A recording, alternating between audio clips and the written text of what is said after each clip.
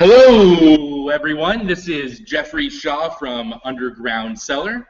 I am so excited to be joined here today with David Rabou, who is an expert in French wines, and he is a certified sommelier. This morning, we posed a question to you guys out there in the Underground Cellar Nation. Come up with the best, most crazy questions you might have for David. Not too crazy.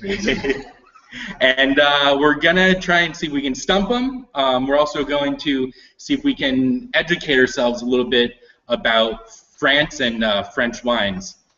Going back sort of my own history, my journey with wine started when I was introduced to a family friend who was a sommelier himself. And I just asked him questions. And talking to an expert, someone who knows the inside and out of wine, is one of the most integral ways to really discover wine and make it a part of your life. So we're happy to have David here with us, and we are going to first start off with one of your guys' questions.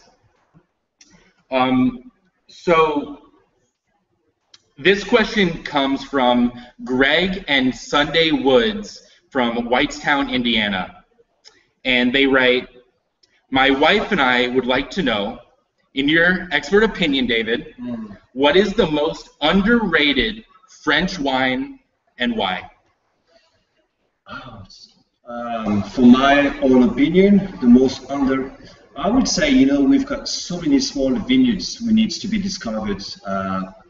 Beside the big vineyards like Bordeaux, we've got Bergerac, we've got Frontignan, we've got a lot of these vineyards which really needs to be discovered, and they are a quarter of the price of the Bordeaux, and they're really worth trying. Bergerac, I think, it's a region for Bordeaux lovers who should be discovered. It's only 100 kilometers southwest from Bordeaux.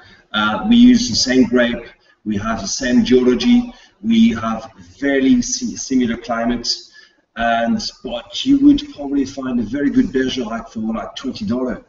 Wow, nice. So it's a great introductory level wine to get people, interested in these French wines. But you say it's also quite amazing. They're very similar to Bordeaux, but because they are not within the appellation of Bordeaux, they don't benefit from the notoriety of Bordeaux, and they're not as popular, and they're also much more affordable. I gotcha. So similar to out here in California, wines that come from Napa Valley, they come with a premium price. That's correct. Wherein, a winery that might just be a couple miles from Napa might still have just as good of wine, you're just not going to have to pay that premium because it says Napa Valley on the bottle. That's very correct. One of the big problem we have with Bordeaux wine sometimes is the prices are hitting the roof. And people think it's not worth spending that much money because they don't feel they are they don't feel they have the expertise, and so it's not worth for them spending that much money. So I think a good alternative would be to try like a Bergerac, B-E-R-G-E-R-A-C. That's how we would spell it, and they're very good value for money wines. Awesome, that's fantastic. So when we're discussing sort of this, what's the most underrated wine? What really brings into question here is the quality to price ratio, which is something that wine aficionados use when determining what bottles they want to buy. Basically, quality price ratio, QPR, as it's used. It's how good is the quality related to the price? Because for example, last night we tried this the Cuvée Carbon wine, and it's magnificent wine. But at the same time, it comes with a hefty price tag. So the question is there a wine that's almost as good that is not as pricey? So the question for you, David, that I'm posing is, what types of characteristics should someone look for when they're looking for a wine that's, really high quality to price? Well, if you are a wine lover and if you're wine passionate, you must look outside the big names and the big labels. A lot of people are very influenced and they think it's very safe for them to go for a brand name. You know, of course, it is a safe way to do it, but also it is expensive. So dare to ask your sommelier or your wine expert or in your retail shop to ask for small vineyards, and I think that's your best asset. Avoid going to supermarkets where you find wine in bulk, you know, and you don't know what you do. So what you do is you just pick brand names, you know. Definitely, that's great advice. All right, so what we're going to do is we're going to take another question, but if we could get our helpers to perhaps pour a glass of wine, I think this would go a lot better if we're sipping a little bit along the way. So you came with some wines today, right? We came with some rosé, especially rosé because rosé it's becoming very, very, very popular in France, and the quality is really becoming outstanding. Back even 10 years ago in France, the rosé were very dry, very acidic, not so interesting. You know, you would drink one glass of rosé and you would think twice before you drink the second one because you want to keep your teeth on. Yeah. You know? But with the new technology now, the French, I'd say the French because, you know, the rosé, I think the rosé, for me, it's really coming from the south of France at the moment, you know. The rosés are becoming extremely super exciting. They're becoming fruity, not so acidic, and they offer a lot to the nose, and they're still very affordable, you know. But the prices are going up very quickly. It's a good time to discover rosé now. Great. I've been loving rosés myself, and you know, here in America, I sort of have the American perception of rosé, which, you know, going back maybe 10 or so years, it sort of had a bad rap here in the United States. And then there were rappers like Wiz Khalifa and Snoop Dogg that started rapping about rosé and sort of made it popular culture and mainstream. And then, you know, I think that led to us starting to import better rosés and not necessarily like these red-white blend rosés or these lower-end ones. Are you guys? Oh, we got some rosés being poured right now. So then the question. So the question I have for you then is, how is a rosé made? So it's pink. So many people often wonder, is it a white wine? Is it a red wine? Is it a mixture of the two? Where does it come from? Okay. To make it very simple and understandable for everyone, rosé is solely a very light red wine because this is the color. You get the color of the red wine by the extraction of the pigments on the skin of the red grapes. You know, the longer you keep the skin in contact with the juice, and the deeper the color will be. Okay. When we do a Bordeaux wine, for example, we do a skin contact restoration who can last between 5 days and 2 weeks, depending on how deep we want the wine to be and how deep the color we want it to be. To produce a rosé, we do the same method, but we're talking about hours. Okay. We only leave the skin and the juice in contact for 3 to 6 hours together. So we just get the beginning of a color extraction, but very light. Then we separate the juice and the skin, boom, and we get a rosé. That's awesome. So which can we see that bottle? What do we have here? So when my colleagues. One more comment I wanted to say. You know, a lot of people get confused about rosé and they think to produce rosé in France, we blend white wine and red wine. Yeah. It's strictly forbidden in France. It's very forbidden. If you do that, you are just being renamed as a table wine. Okay. Which is the poorest quality you could get, you know. So it's very important and people acknowledge it, you know. We don't blend red and white to obtain a rosé. We just do a very short period of its color extraction, basically. Okay, so in summary, from what I'm understanding you're saying, so when they're making a rosé, they'll take a red grape. We always use red grapes, absolutely. So you start with the red grape, and then when you squeeze them, what you'll do is you'll leave the skin with the juice. So sort of the red skin sort of leaches into the wine, Absolutely. and you get that nice pink color. That's correct, because 99% of the red grapes, if you go to a vineyard one day, you just peel the skin off and you will see the pulp inside and the juice, it's always white. Yeah. Once you crush it into your hands, you know, you can see the color start to be extracted from the skin. That's how we obtain the red wine, you know. So you leave that pigments together for a few hours, you get a rosé. One day it's red.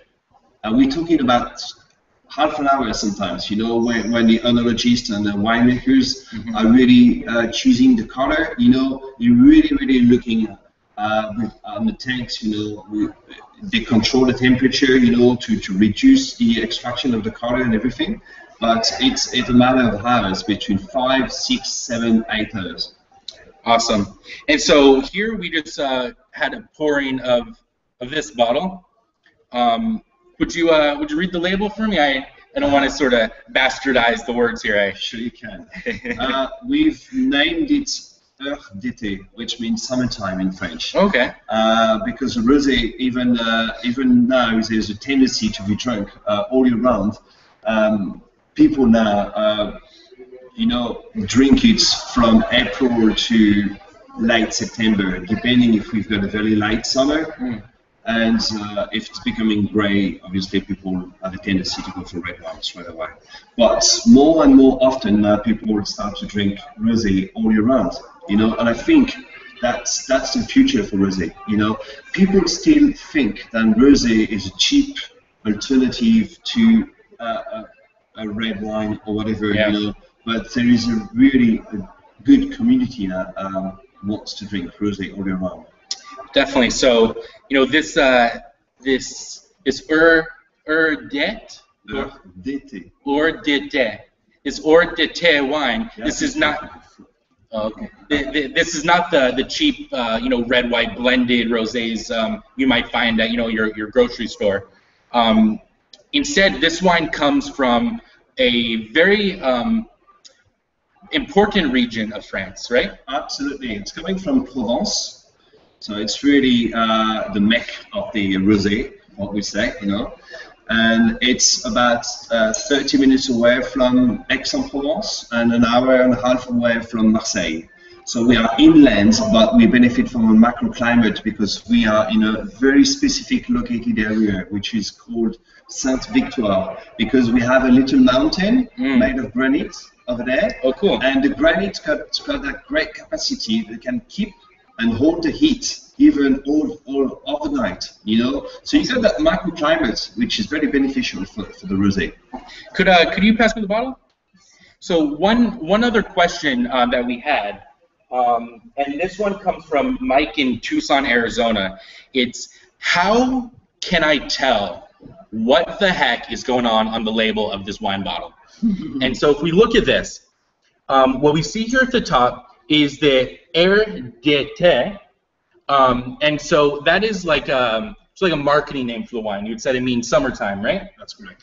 And then so if we look down here in the bottle, it I don't see any words that says Pinot Noir or Cabernet, because in France they don't really use the names of the grapes. No, we don't. You know, it's very confusing, even for the French. You know, most of the French, when they drink their wine, they don't know the grape variety they drink. It is so much into our culture, the blending, that we don't, even when we make straight single grape varieties, like Pinot Noir in Burgundy, we don't put it on the label. For us, it's so obvious. Yeah. Chablis, I've seen a question about Chablis, what the grape variety is with Chablis. It is always Chardonnay. We can only produce Chablis with Chardonnay. So Chardonnay, it's a white grape with a white skin, what we call Blanc de Blanc.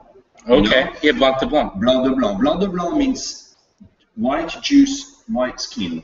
Blanc de Blanc, that's only it, you know. Okay, so like a Blanc de Noir, it's a white juice with red skin. With red skin. That's correct. So like a rosé?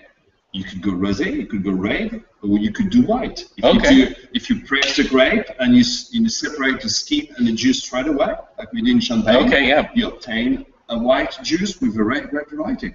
Okay, then so for this rosé wine, which grape was used? We use mostly 3 grape varieties, which are very common in the south of France. Syrah, which is very well known. We use it a lot in Rhône. Grenache, which can be, we have 3 types of Grenache: the red, the rosé, and the white in the grape. And Cinsault, which is another red grape variety. And then, so when we're looking back at this bottle here, so we don't have the varietals of the grapes, but we do have at the bottom, it says Côtes de Provence. Yes. And so that's, as you mentioned, is the region the wine comes from. That's correct. Just like Chablis is a region where that type of wine comes from. The French are very, very strict on the rules who needs to be applied on the labels.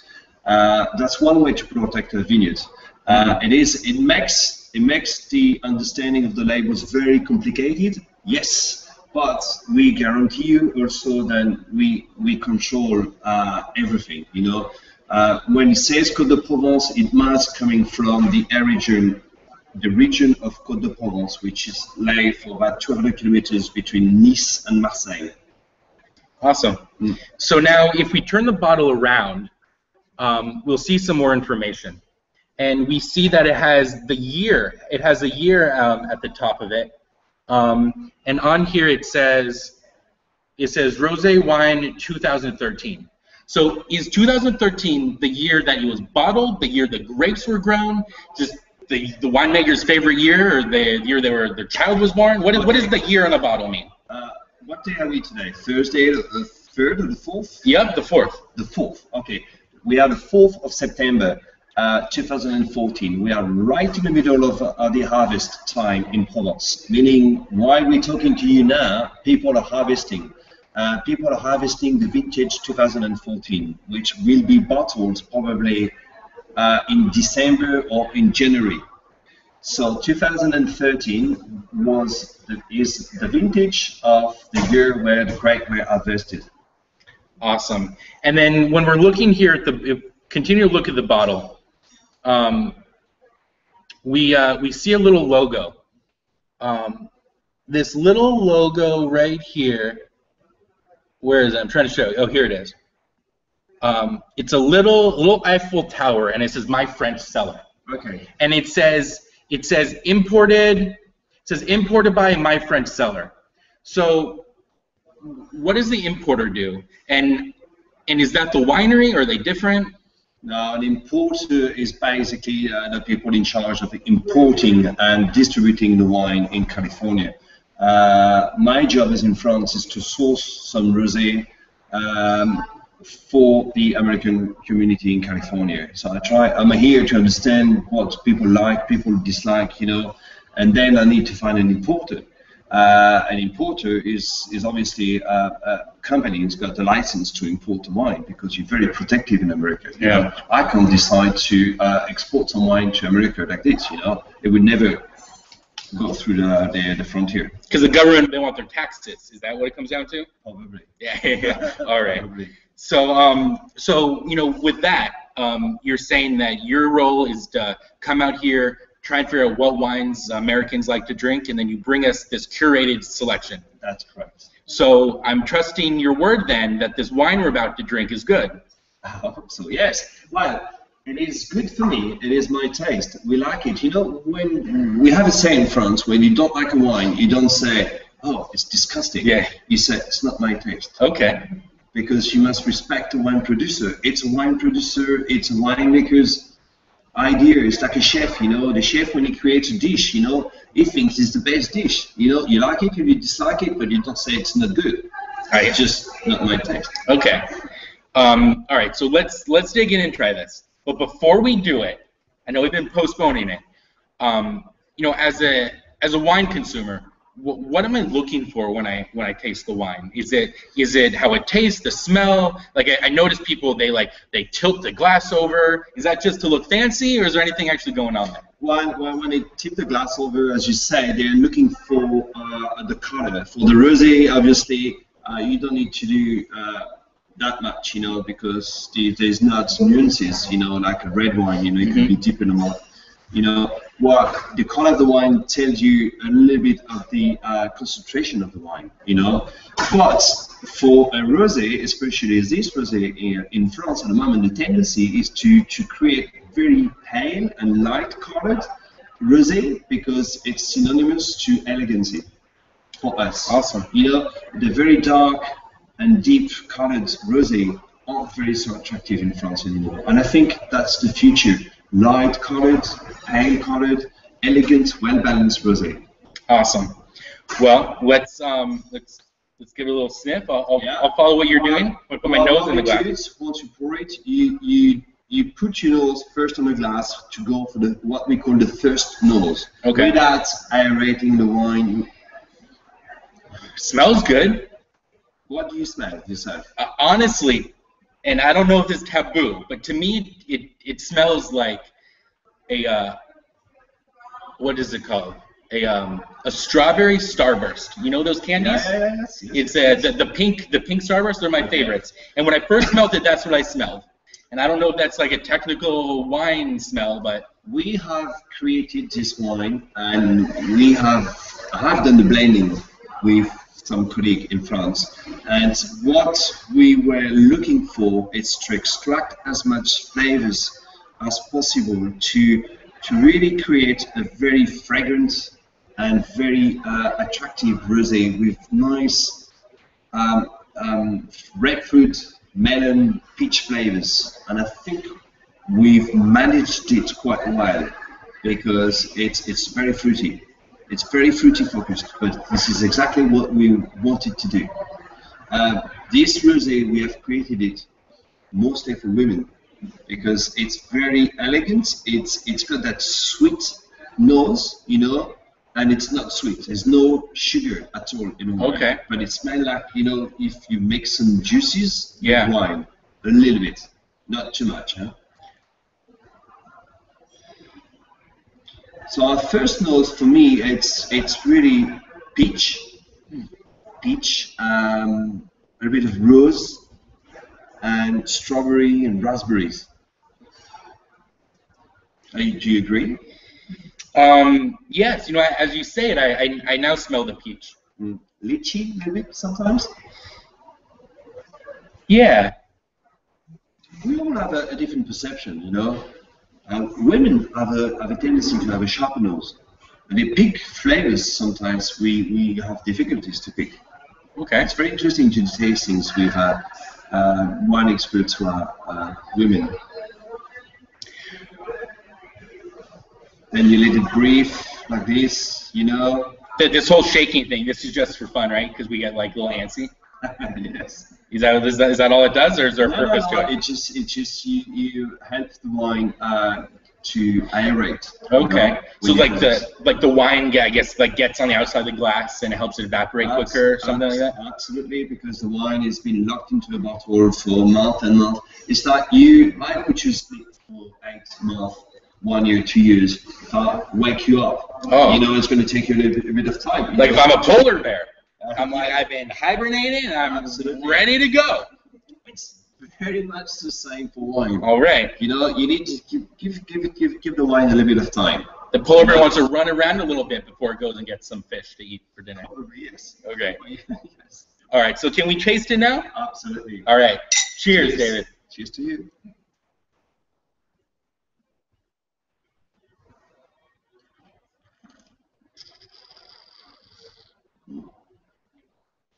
It's very nice.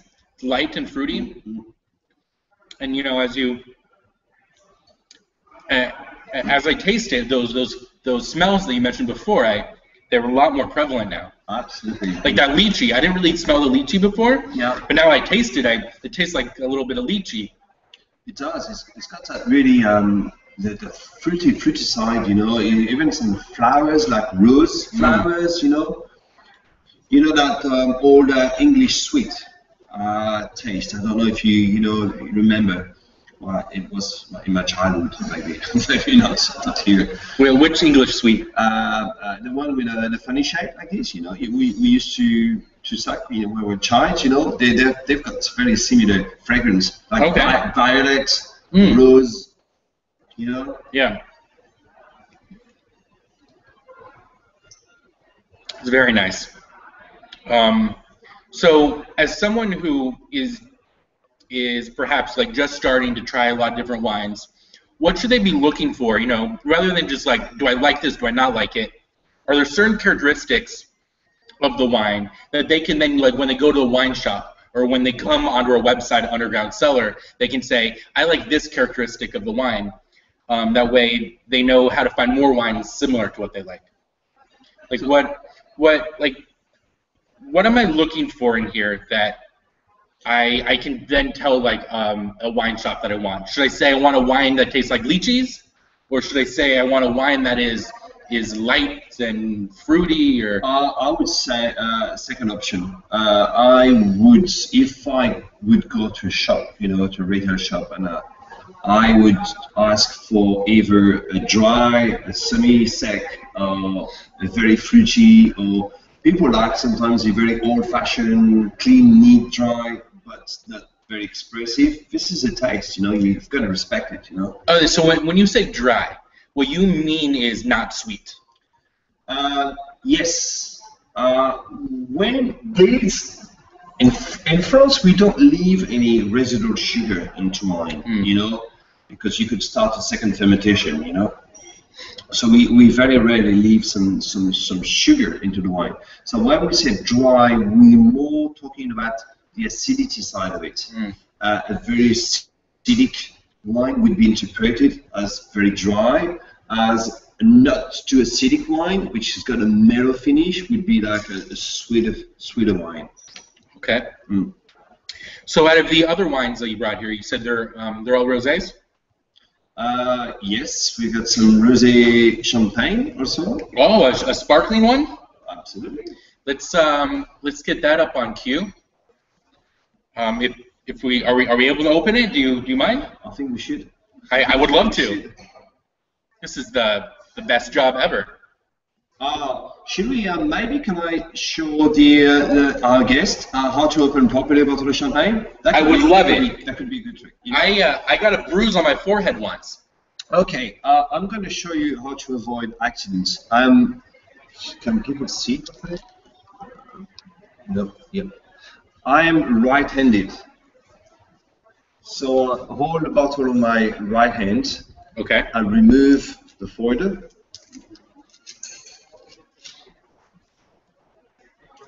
Remove this and do this.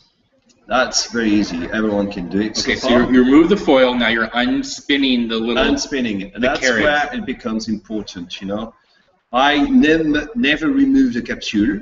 Okay. You know, and because I'm right-handed, I hold firmly the bottle and I hold firmly the cork on my left hand. And from that moment, that's very important. I never. Whoa! Now this is usually where I get wine all over everything. That's exactly what you don't want to do. Because but how did you make wine not go everywhere? Okay. Because I always lose like a half of a glass every time I open it. So how did that not happen? Okay, the idea is once you hold the cork and you twist the bottom. Oh, twisting! Of the bottle. Yeah, you never release the pressure from the cork, you know, because accidents happens when you do this. You release the pressure on the cork, and the cork goes, you know. Yeah. If you hold firmly the cork and you twist the bottom, you know, you've got no chance and the cork will pop out, you know, because you hold the bottle like this and you release the pressure. And boom. Yeah. And then, so we just had a rosé, and this one, as we can tell, it's also rosé colored. But then, where do the bubbles come from? Is it like a soda stream machine they put it in? No. Like, are they putting carbon dioxide in there? No. In France, to produce a champagne, what we call méthode champenoise, we first do a regular harvest. We harvest a regular wine. We do a first fermentation as a still wine, and we bottle it in a bottle like this. There's no bubbles, nothing. Then what we do is we add a bit of sugar onto it and yeast. Okay. And we put a capsule under it. Oh, so it's fermenting in the bottle. In the bottle. So it ferments first in the barrels or tanks, and then it goes into a bottle. That's correct. So one fermentation in the tanks, another when it's in the bottle. Absolutely. That's second fermentation in a bottle is very important. We put some sugar, we put the yeast hits the sugar, transform it into gas. Okay. And that's where you obtain a sparkling wine. After, the most difficult part of it is to remove the sediments and to filter a sparkling wine. We can't filter sparkling wine. So what we do, we let the bottle of champagne, I can't do it here because it's open, but we let the bottle of champagne to lay down. Okay. Okay. And we leave it vertical like this. And every 2 to 3 months, we lift up the bottle like this. 2 to 3 months? Yeah, but it takes about 2 years, the process. In the bottle? Yes. How long in the barrel? The barrel first, once we've bottled the still wine and we had the sugar and everything, we leave it for another 24 months, for all the yeast to eat the sugar and let the fermentation happen. So we're saying 2 to 3 years after the grapes are already pressed before we can drink it. It's a minimum of 24 months in Champagne. Holy moly! But for a vintage like Dom Perignon, Krug, or whatever, it's 5 to 6 years. That's why it's so expensive. One of the reasons, yes. It's like a little child that they born, and it has to grow into a little adult before it can. Then once a bottle is in that shape, and all the sediments are gone to the neck, we put the bottle of champagne into ice, we freeze the neck, and after what we do, we disgorge the champagne. We let free the capsule. The pressure of the champagne pushes all the ice here, which it's got all the yeast all the sediments and everything. And within half a second, boom, boom, the machine puts the cork, and that's it. This is how we separate the sediments to the wine, and we leave obviously the fizziness inside. That's awesome. I had never known that that's how they're filtering wine. Yeah, but it's only one way to do it. For a sparkling, so one way. That's correct. That's méthode champenoise. That's how you do it. Because we actually had a question from someone, and the question comes from Val Thomas from Prairie du Sac, Wisconsin, and she said, "Why are a lot of French wines unfiltered?" And first the question is that true? And second question is, why would that be true? I mean, you just explained to me that you have this special freezing process. But that's for champagne. Okay. It's a glass of champagne. So, awesome. So you're saying, here, I'll pass this one to you if you'd like. Thank you. So what you're saying is that that freezing method only works when it's a sparkling champagne. That's correct. So then you just don't filter the wines that aren't sparkling? We do filter the still wine, but in some very specific vineyards, it's up to the producer really. Okay. If you do filter too much wine, you remove some of the body, the structure of the wine, and you don't want it to happen, for example, for some very fine Burgundy, because you want to keep all the structure, all the concentration and everything. If you filter too much wine, it's good in a way because it looks neater, but you won't get as much characteristic, as much flavors, and as much concentration. This is why the very best French wines aren't filtered. If that answered the question. I believe it did. Awesome. Well, let's give this one a little cheers, a little sniff. Cheers. We need to do the swirl thing. Oh, that comes after the sniff. Well, we could do it. Yes, absolutely. You do it for the champagne. You can even decant some champagne sometimes. Really? Yeah. I mean, the very old vintages of champagne, or the very full-bodied and fully structured champagne can be decanted. So when I'm looking here at this, so there's another dynamic when it's a sparkling wine, is that we can actually see this stream of bubbles. It's hard to kind of capture on here, but you guys can see it, right? There at home. There's like this really fine stream of bubbles that is sort of going from the base and straight up through the top. But I've noticed some where they're like bigger bubbles, and they're sort of maybe all over the place. there's a very strong influence with the glass. If you pour the same champagne in 3 different glasses, you would see the effect of the bubbles are very different. What is very important also, I've noticed as a sommelier, you know, when we work, because I've worked in many, many restaurants, it's how clean is your glass. Oh, okay. If you leave a little bit of a motion liquid into it, that will really influence the fizziness. So it's very important to well polish your glasses for champagne. Awesome. And I just took a sip of it, and having the bubbles, it makes it even lighter than it was before. Yes. At least it feels lighter in my tongue. It feels lighter. Yes. That's all the magic of champagne. Yes. So where's that bottle? Do we have the bottle we just poured? Let me see this, because I want to compare a little bit.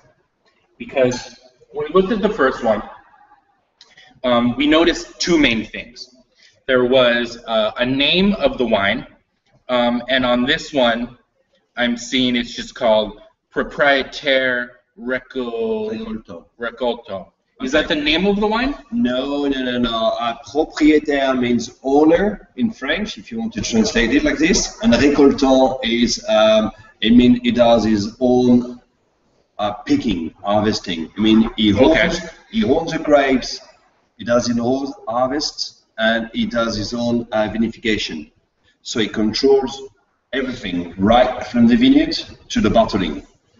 Okay, gotcha. That's why a lot of people want to buy a propriétaire récoltant, because they know that it's one champagne from one guy who does everything. He looks after his vine, he does his own culture, you know, he controls everything right from the beginning to the end. So the guy then is the big word on here, this Nicolas Noblet?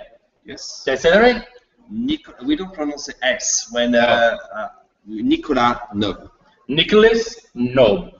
And so that is the propriétaire, who is the one who saw this wine from beginning to bottling. Absolutely.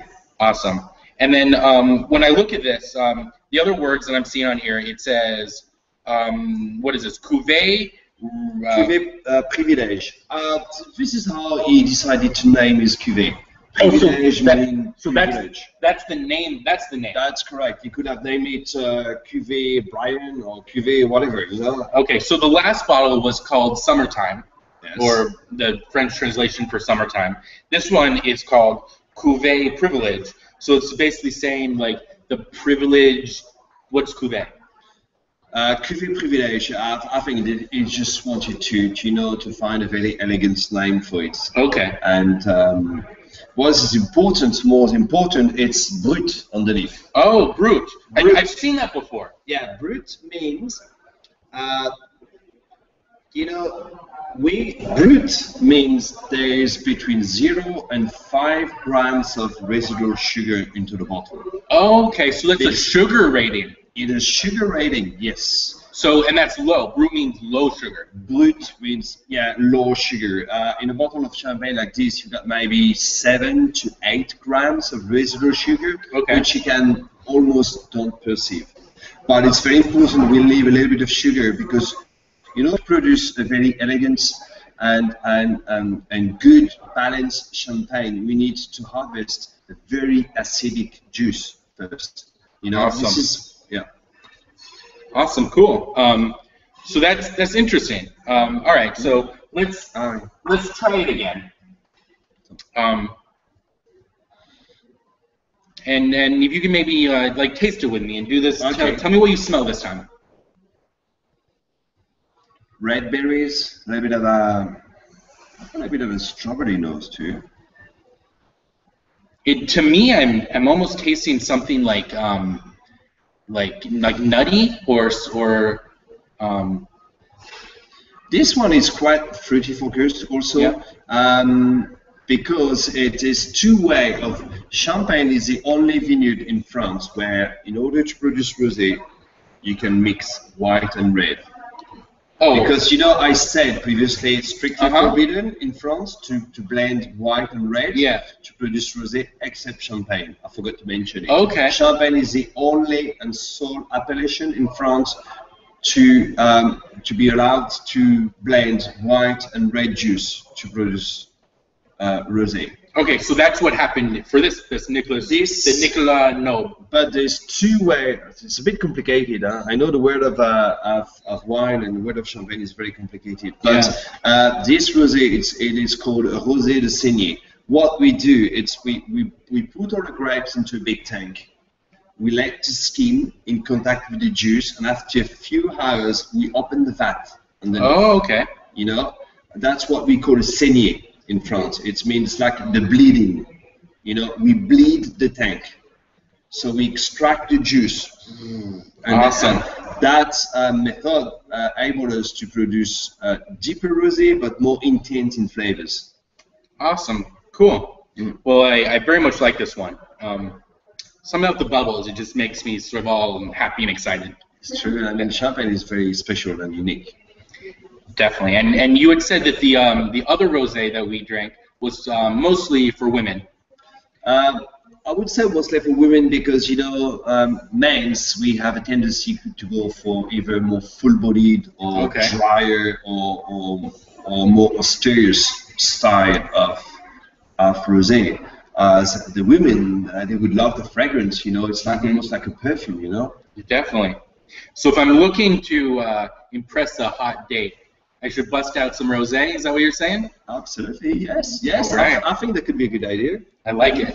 All right, so we just had a question come in, and this question is from Deborah in Mankato, Minnesota, and her question is, what is the deal with these large format bottles? So these wineries, they bottle their wines into a standard like 750 milliliter. That's the standard size, right? That's correct. But sometimes you've seen them either like in these rap videos or on Underground Cellar. You can win them as upgrades. You get these big bottles. Why do wineries bottle them in these large sizes? Is it just for fun? And does that impact the bubble making process? We truly think in France the perfect size for a bottle of wine, especially for red wine, is a magnum. No, the big champagne. Sorry, guys. I want to show an example. No. That bottle right there. Yeah. Water. Thank you. All right. Sorry. Continue, David. I didn't mean to interrupt you. No. We truly think in France that the best size for a bottle of wine is a magnum. In terms of the size, the effect, the breathing through the cork and everything is a magnum. If you really want to invest into wines and to keep it to lay down and keep it into your cellar, you should really consider buying magnums. I know it's not so easy, especially now, considering you have to be careful with your alcohol consumption. Yeah, but it's true. It's a lot easier to drink twice as much when the bottle's twice as big. Well, yeah, you need twice as many French, you know. Yeah, there we go. Or that. You know, you can toss the question in the other way. Definitely. All right. So you said a magnum is the ideal size. Ideal size for the wine. So majority of the bottles we see in the shelves is half of a magnum, right? That's correct. 750 milliliter. A magnum is 1.5 liters. That's correct. And then right here, what I've got, you got a 3 liters. Is boom. What is this? This is 3 liters. So this is as big as I am. This not as yet, but this is also a 3 liter, which is double size of a magnum. Okay. Guys, look at this. This is huge. We do up to 30 liters. You know, 30? Yeah, I think the biggest content for champagne is 32 liters. I'm going to quiz you now, and you don't need to have that answer for this. What is the name of a 30-liter bottle? I think it's called Melchior. A Melchior? Yes. Holy moly. Yeah. And then so. This is an interesting tidbit that I learned because we had a crazy fiasco, but I learned this, and it's an interesting tidbit, and maybe you can shed some light on why this might be. So the size of the bottles is it goes regular 750 milliliter, then a Magnum, and then a half a bottle, okay, Magnum, and then a double Magnum, 0 gram. But here's what gets tricky, right? A Jeroboam is 4.5 liters. No. Correct me. Jeroboam is a 3 liters. This is what you're holding in your hand. If it's sparkling. No. Okay. No. This Jeroboam is a 3 liter. Okay. A double magnum or Jeroboam is exactly the same. A double magnum and Jeroboam's the same. Yes. Okay. So, but double magnum would imply to me that it's a 3 liter bottle.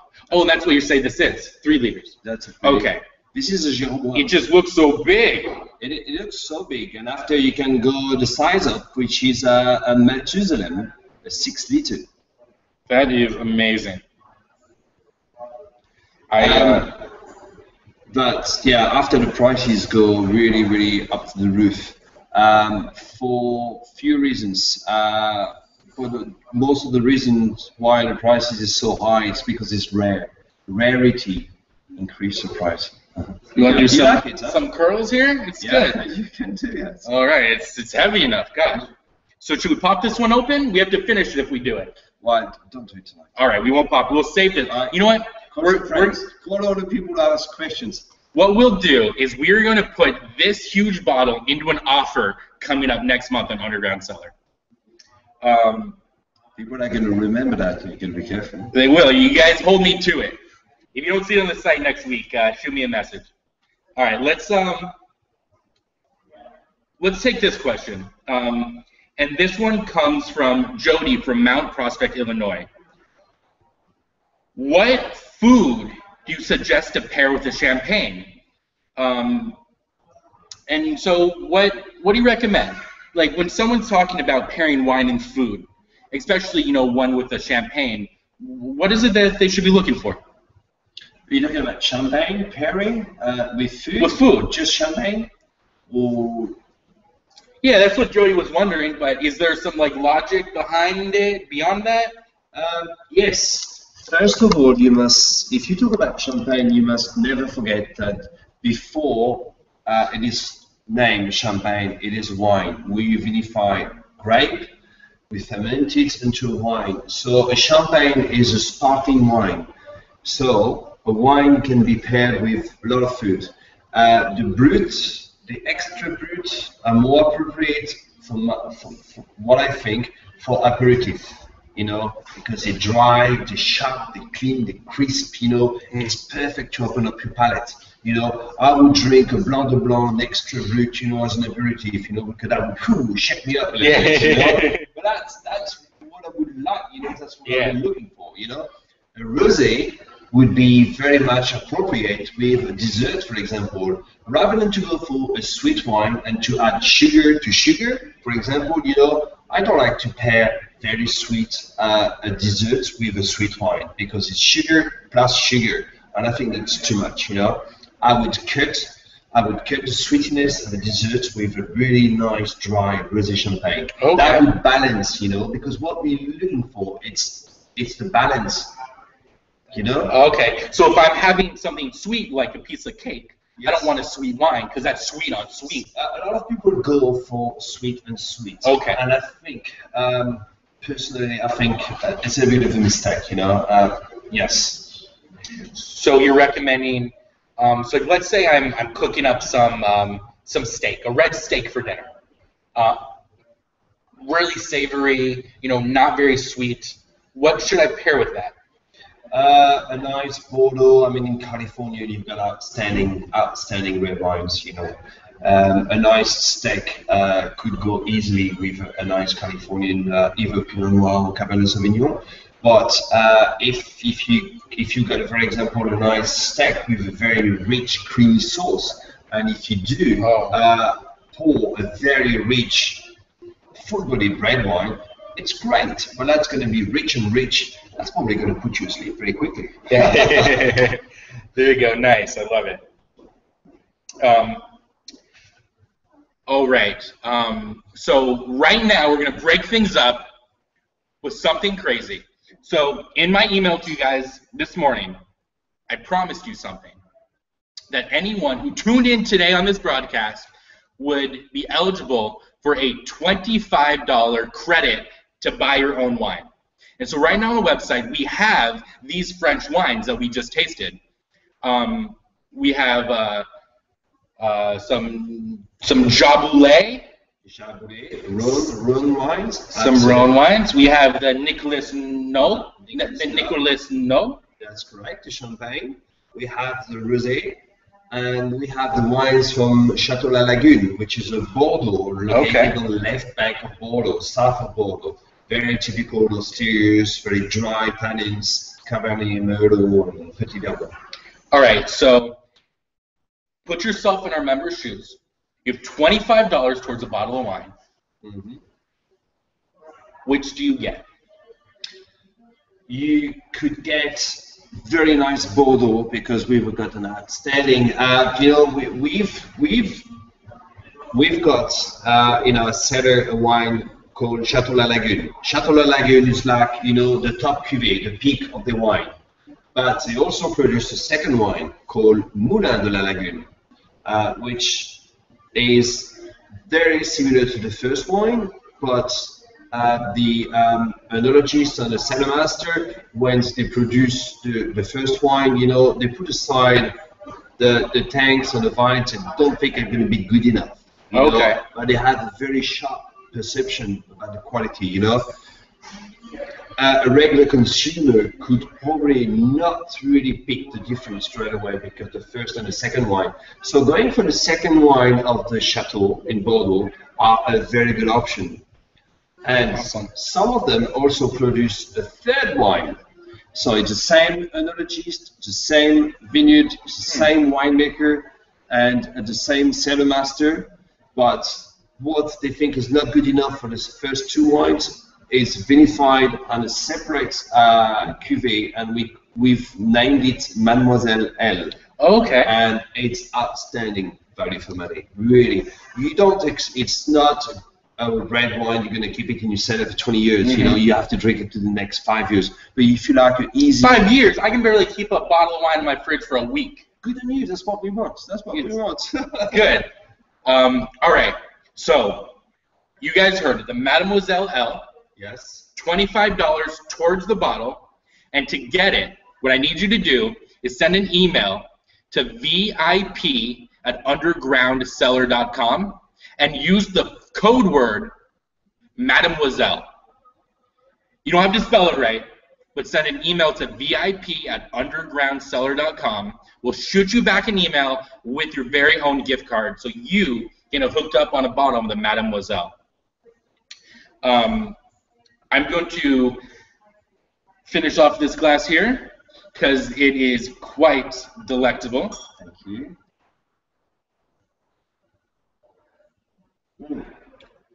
A lot of people drink champagne, as an aperitif, but it's also very good to finish a meal. Can I just stop you for 1 second, David? Yes, you can. They drink it as an aperitif? Oh. What is aperitif? Aperitif is appetizer, beginning of the meal. Okay. Oh, because I've heard of digestif. That's like... digestif is right the opposite. Oh, so that's like at the end of the meal. That's correct. But yes, we do. I think it's a very good idea to have a glass of champagne at the end of your meal.